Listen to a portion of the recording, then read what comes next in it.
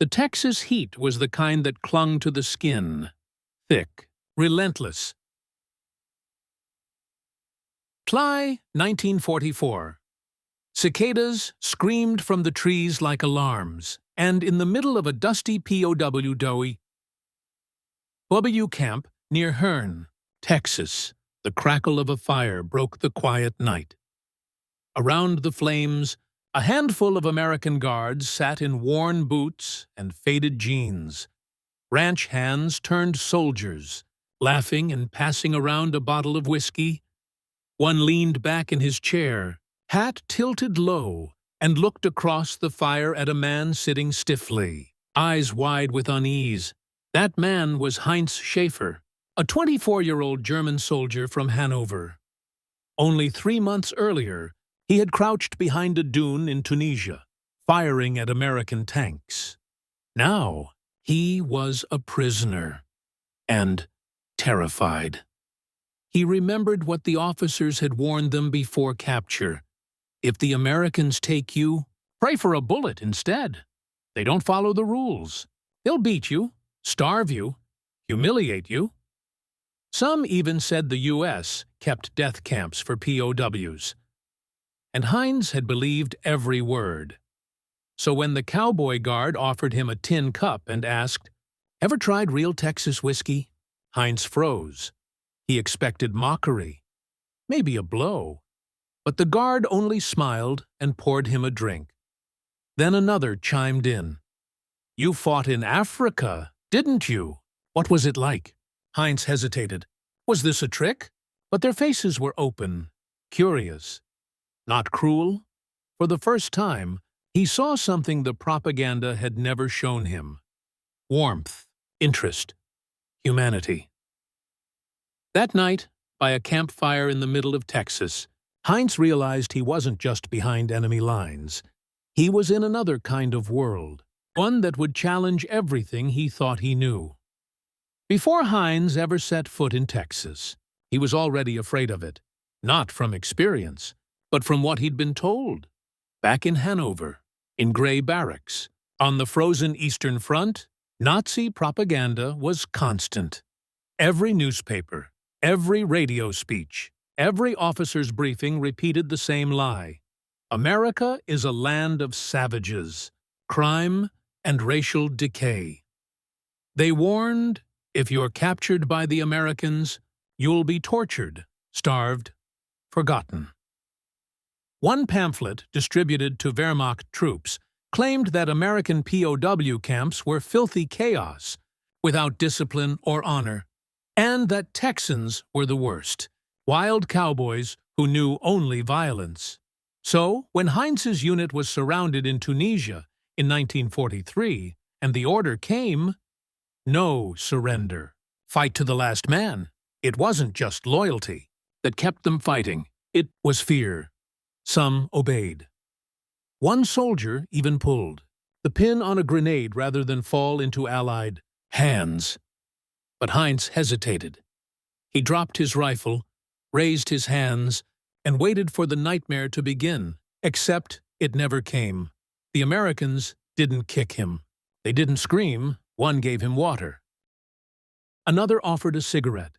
They spoke calmly, like professionals, like human beings. Heinz was shipped across the Atlantic with hundreds of other prisoners. Rumors spread. Forced labor in the Arctic, secret camps in the Nevada desert, public executions in New York. The truth was far stranger. A quiet railway stop near Hearne, Texas. He arrived squinting against the sun, the heat hitting like a hammer. But instead of chains, there were canvas tents, clean dirt paths, fences, yes, but no beatings, no dogs, no shouting. The guards were relaxed. Some wore cowboy hats and spoke in southern drawls Heinz could barely understand. One looked him over and said, "You're in Texas now, partner. Nobody's gonna hurt you here." He thought it was psychological warfare, a setup. But then came hot food, real meat and potatoes, then clean clothes, a shower, a bunk. It didn't make sense. If this was the enemy, why did it feel almost safe? Heinz wasn't the only one confused.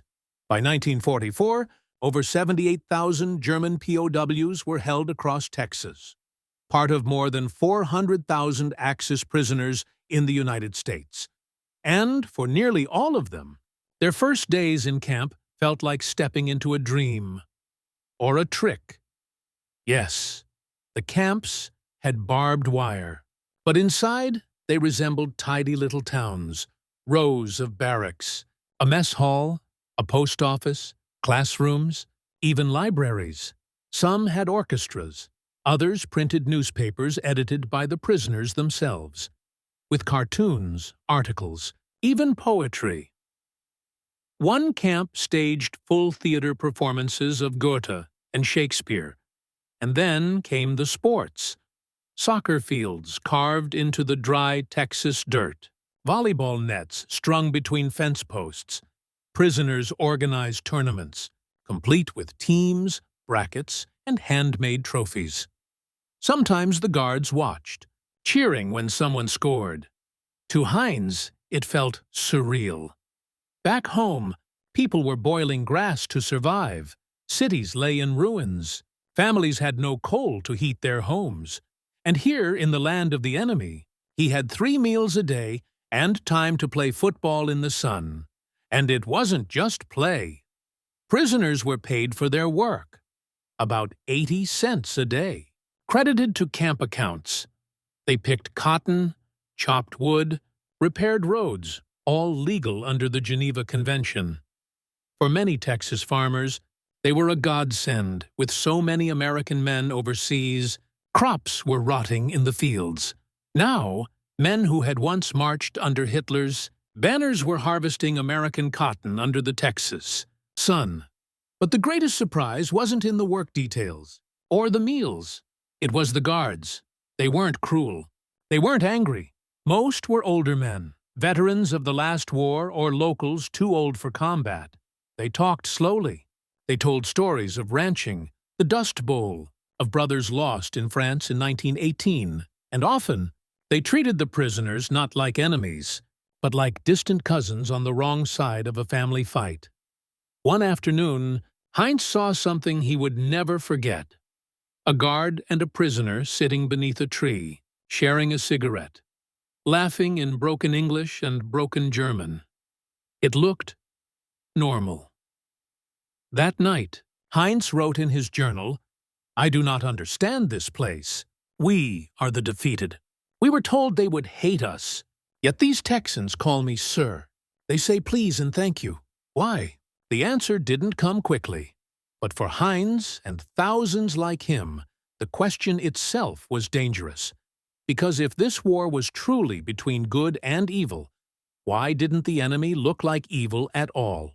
He'd said, half joking, that Texas was more organized than Berlin. That night, he was beaten unconscious by other prisoners. They left a note in his bunk that read simply, "Traitor."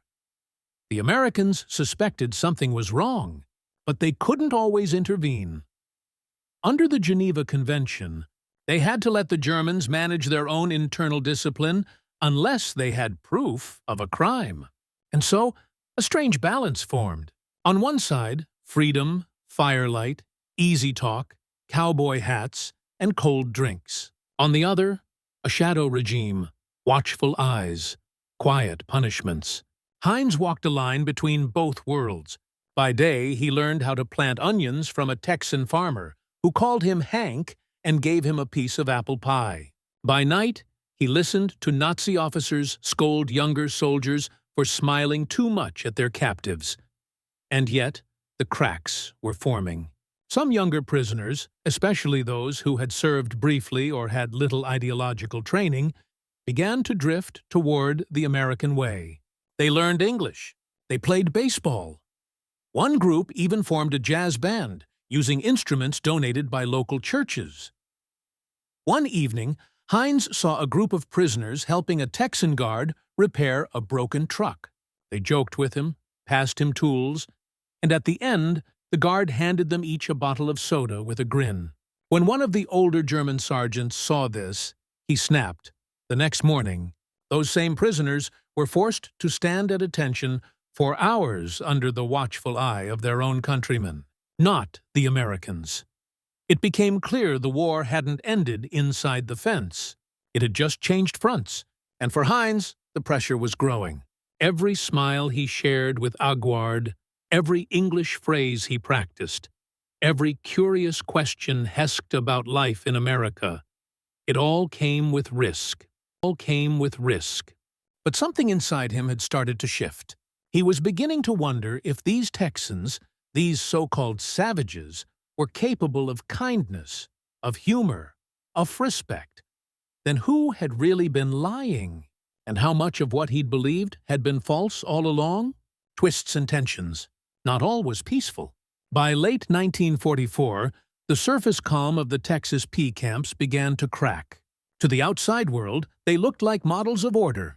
No riots, no escapes. Local newspapers sprinted feel-good stories about polite German prisoners helping harvest cotton ore, fixing tractors on family farms.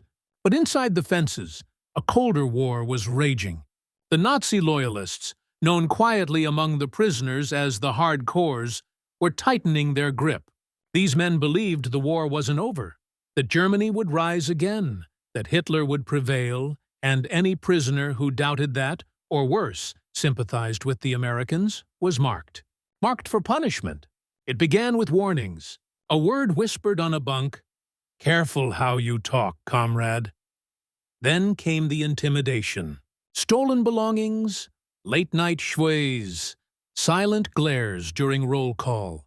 But in some camps, it went further. In Camp Huntsville, Texas, in early 1945, a young P named Ernst Greiler was found dead, hung in the shower room with a piece of laundry cord. The camp report said suicide, but fellow prisoners whispered the truth. Ernst had denounced Hitler. He'd joked about American jazz. He had even written a letter praising the camp guards. He was murdered by his own. The guards were caught off guard. Many of them had grown too comfortable, assuming kindness bred loyalty. But now, rumors of secret Nazi tribunals operating inside the camps were surfacing. Guards began to find coded notes, swastika graffiti etched into bedposts. Once a prisoner was caught with a hand-carved rubber stamp used to mark other prisoners as Verurren, lost. The U.S. Army and the FBI launched quiet investigations. They discovered that some camps had organized cells, with leaders, ranks, rules, even uniforms sewn from spare cloth. These cells held nightly meetings, monitored prisoner behavior, and sometimes issued death sentences. It was ideological warfare hidden behind barbed wire. In response, the Americans began separating prisoners. Suspected extremists were quietly transferred to isolated camps in New Mexico or Oklahoma. Informants were planted. Interrogators trained in psychology and German culture were brought in to break the cells apart. In Camp Hearn, where Heinz was held, the balance shifted too. Heinz had managed to avoid the worst of the tension, walking carefully between both worlds. But he noticed more prisoners looking over their shoulders, fewer smiles. One day his friend Deer, who had once played piano at camp talent nights, stopped speaking altogether. When Heinz asked why, Deer just muttered, "They saw me laughing with the Texans." For Heinz, the emotional toll was building. He trusted no one. Every act of kindness was shadowed by fear. The freedom he had begun to taste, the ease, the warmth, the human decency, was now paired with the looming threat of betrayal from his own countrymen. And yet the kindness didn't stop. One guard, an older man named Mr. Ellis, began bringing Heinz books. Not orders, not speeches, books. English novels, American history texts, even Steinbeck, translated into German. "Just in case you want to understand us better," Ellis would say with a wink. "Had devoured them." Late at night, he read under the blanket with a smuggled flashlight. And with every page, something in him cracked open. His loyalty to the Reich had already begun to fade. But now, it wasn't just the propaganda that felt false. It was the silence, the fear, the rules he'd been taught to follow without question. Because how could truth live in a system that killed its own for asking questions? The war for Heinz had changed. It was no longer about uniforms or flags or borders. It was about choosing fear or freedom, silence or truth. And soon, a campfire would force him to choose. Why are they so kind? By the spring of 1945, Heinz Schaefer was no longer the same man who had marched into North Africa under the burning sun, shouting "Sieg Heil" with pride. He had changed, not all at once, but piece by piece. It started with small things. A shared joke with a guard, a lesson in English slang, a Texas farmer who patted him on the back after a hard day's work and said, "You're a good hand, son." Then came the books, the conversations, the laughter, but most of all, it was the kindness, constant, quiet, unforced, and it confused him. One day, while picking onions with a work crew outside the wire, Heinz turned to a guard named Charlie, a broad-shouldered Texan with a slow draw and a beat-up hat. Heinz asked in halting English, "Why you nice to us?" Charlie looked at him, genuinely surprised. "Why not?" Heinz hesitated. "Enemy, we fight you. Your brother maybe die in war." Charlie paused, then nodded. "Yeah, my brother died in Sicily." Silence. Hintz looked down, ashamed. But Charlie wasn't angry. He just shrugged and said, "Ain't your fault. You didn't pull the trigger. War is a mess. But you're here now. You're a man, same as me. Ain't right to hate a man who can't fight back." That moment lodged in Heinz's chest, like a stone. He couldn't stop thinking about it because no one in Germany would have said that. Not to a prisoner, not to an enemy. Where he came from, weakness was to be crushed. Pity was betrayal. Mercy was for fools. But here, mercy was strength. That evening, back in the barracks, Heinz pulled out a pencil and wrote a letter to his younger sister in Hanover. He knew the censors would read it, but he didn't care. He wrote, "Sophie, they treat us here like men. I do not understand it. We were told Americans are cruel, like animals, but they give us books, good food. They ask about our families. One gave me a Bible today and said, 'You don't have to believe it. Just read what it says about forgiveness.' What kind of enemy does that?" It was a dangerous thing to write, but it was honest. More and more, Heinz found himself questioning not just the propaganda, but the entire belief system he had grown up with. If America was not a place of monsters, what was it? He watched the guards. He watched the townsfolk when they came by. They laughed loud. They worked hard. They didn't bow to their leaders. They didn't speak in fear. They said whatever they wanted, even if it was stupid. And yet, they thrived. The strangest moment of all came during a Sunday service. Some prisoners were allowed to attend church with the local community, under guard, of course. Hintz sat stiffly in the back pew, unsure of what to expect. The preacher didn't shout. He didn't call Germans devils. He preached about grace, about humility, about loving one's enemies. Afterward, a woman with gray hair and kind eyes approached Heinz and said, "I'm sorry for the war. I hope you find peace here." She held out her hand. He shook it. No German woman would have done that to a captured enemy soldier from a foreign land. Not during the war. Maybe not ever. That night, Heinz sat by the barracks window and looked out at the Texas stars, and he whispered to himself, in German, "Why are they so kind?" He didn't have the answer yet, but he knew this much. Everything he thought he knew about America, about freedom, about strength, about dignity, had been wrong. And soon, around one final campfire with a bottle of Texas whiskey, that realization would hit him like a bullet. The whiskey night. It happened on a Friday night. The sun had just dipped below the Texas horizon, leaving behind streaks of gold and purple across the sky. The heat of the day still clung to the earth, but a breeze had picked up, soft, warm, carrying the smell of mesquite wood and dust. Heinz had finished his shift clearing brush near the fence line. He was tired, dirty, quiet. He didn't expect anything unusual, but that night, as the guards made their rounds, one of them, Sergeant Ellis, stopped by the barracks and called out, "Schaefer, you busy?" Hines stiffened. "No, sir." Ellis smiled. "Come on, we're lighting a fire. Thought you might want to see what real Texas hospitality looks like." Hines followed, heart pounding. Minutes later, he was sitting on a log beside a crackling fire just outside the guardhouse. Under supervision, yes, but with no chains, no weapons, no barriers, just open air, dry wood, and 5 American guards passing around a battered bottle of whiskey. At first, Hines stayed silent. Then, one of the guards, a wiry man with a sunburned neck named Reggie, offered him the bottle. "Don't be shy, Fritz. We've all had a hell of a year." Hines hesitated. Reggie raised an eyebrow. "We're not trying to poison you. You'll know it, because it burns like hell." Laughter. He took the bottle, smelled it, took a cautious sip. It did burn, and it was good. The conversation started slow. The Americans talked about football, about girlfriends waiting back home, about trucks and horses and the price of gas. Nothing about war, nothing about killing. Then Ellis turned to Hines and asked the question that changed everything. "You fought in Africa, right? What waste that like?" Hines didn't know how to answer. He stared into the fire. Then quietly he began to speak. He told them about the dust storms, the thirst, the noise of shells screaming overhead, the fear of night raids.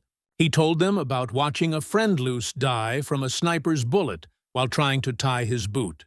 And then his voice broke. Without thinking, without meaning to, Hines started crying.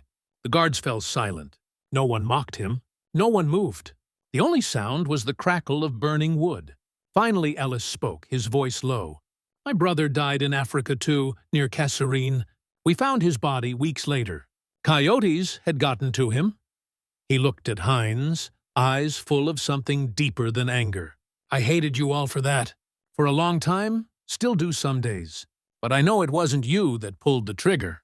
Another silence. Then Reggie raised the bottle again. "To Klaus," he said. Hines stared at him, stunned. "To Klaus," the others echoed. And that night, for the first time in his life, Hines drank to the memory of a German soldier with Americans. That fire burned away more than wood. It burned through fear, through lies, through everything the Reich had tried to pound into his skull. Because these men weren't supposed to be human. They weren't supposed to mourn or listen or honor the dead of their enemy. But here they were, cowboys, soldiers, strangers, offering him something he'd never expected. Respect. That night, Hines wrote just one line in his journal. "Tonight, I drank whiskey with men I was told to hate, and I hated the lie more than I have ever hated any enemy." It was the turning point. From that moment on, Hines wasn't a German soldier waiting to go home. He was something else entirely. The return home, but the war follows them. The war ended, but for Heinz Schaefer, the journey was far from over. In May 1945, when news of Germany's surrender reached the camps, the prisoners reacted in different ways. Some cheered, others swept. Many, like Heinz, simply stared at the sky, numb. What was left of the world they'd fought for. The stars didn't look different, but everything else did. Over the next few months, the camps began to empty, trains were organized, papers processed, uniforms exchanged for civilian clothes. Heinz stood in line, clutching a small bag of belongings, a dog-eared copy of Men, a notebook filled with English phrases, a Texas bandana one of the guards had handed him as a parting joke, and a photograph, a group shot of PWs and American guards, arms slung around each other, smiling like old friends. He kept it close. But when the train rolled into the outskirts of Hanover, reality struck like a hammer. The city was unrecognizable. Entire blocks flattened. Buildings shattered. Ashes where bakeries and bookshops once stood. The river smelled of sewage. Children with hollow eyes begged at the station platform.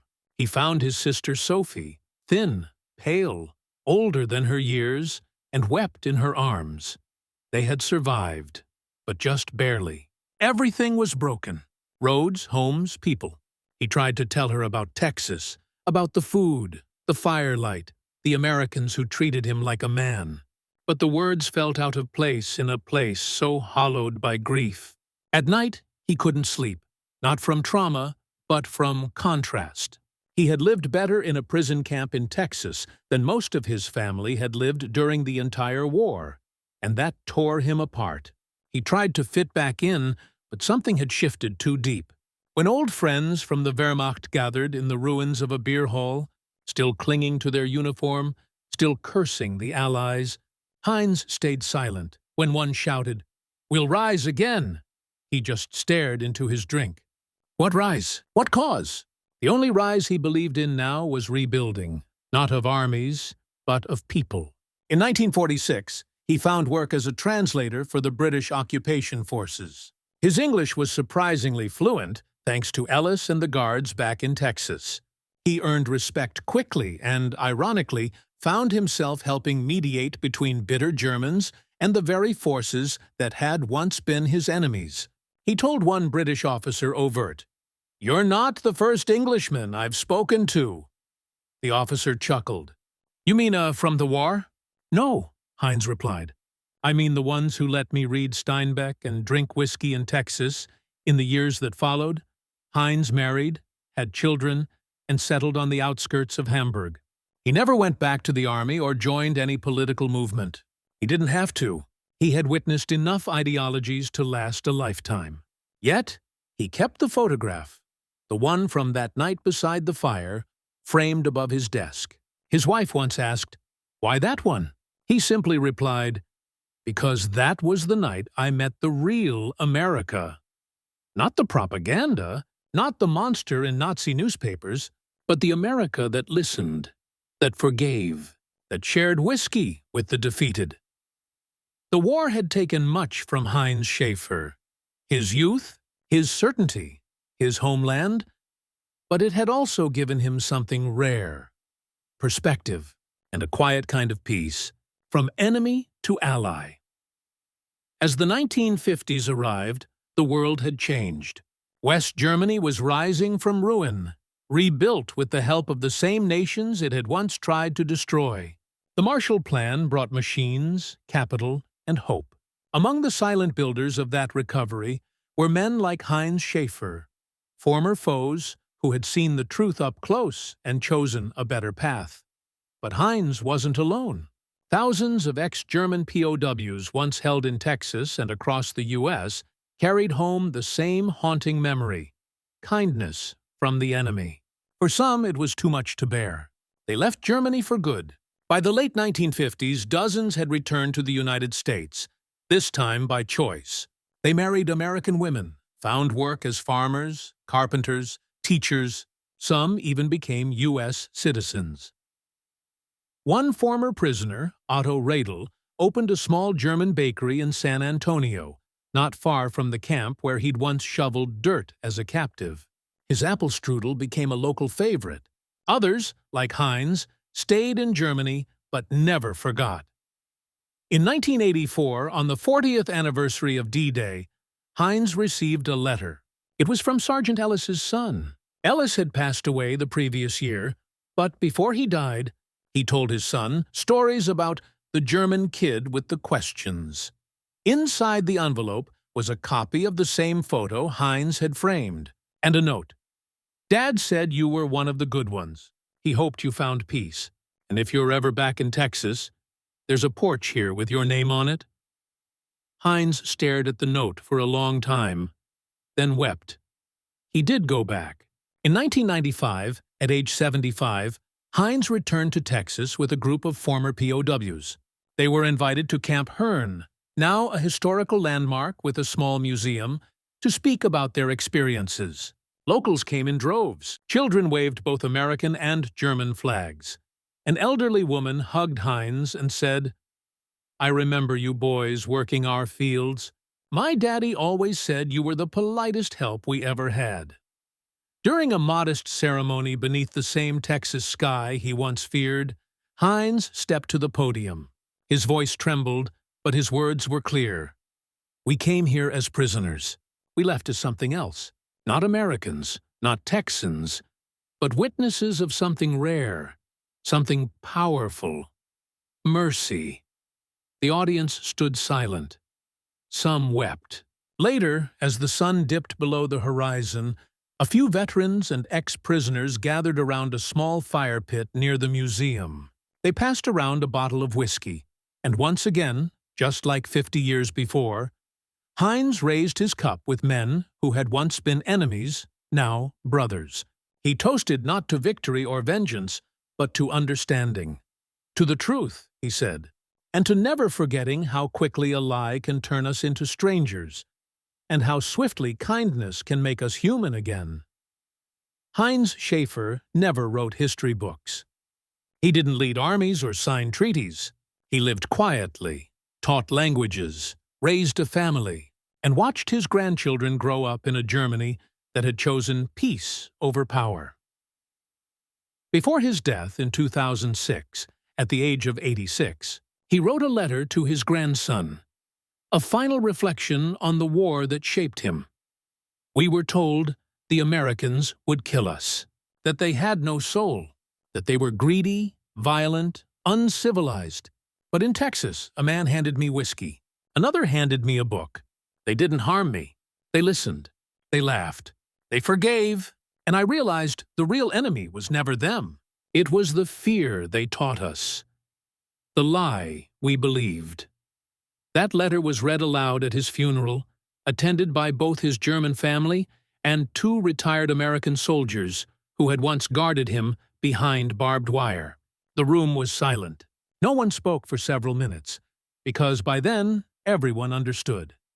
His story wasn't about war. It was about transformation, about how easily lies become belief, how effortlessly we're taught to hate what we don't understand, and how fragile, yet powerful, human dignity can be, even in a place built to erase it. His story is one of many, told by firelight, preserved in letters, remembered through photographs and fragments. It reminds us that the battlefield is only one kind of war. There is another, quieter, slower, and far more dangerous. The war of stories. The ones we're told, the ones we repeat, the ones that decide who deserves compassion and who doesn't. In Texas, behind the wire, young men taught to hate found something they weren't prepared for. They found Americans who didn't match the posters. They found warmth in unexpected hands, and they found the courage to question everything. It began with a handshake, a laugh, a tin cup of whiskey passed across a fire. But it ended with something far greater. The collapse of fear and the rise of something no army could destroy. Respect.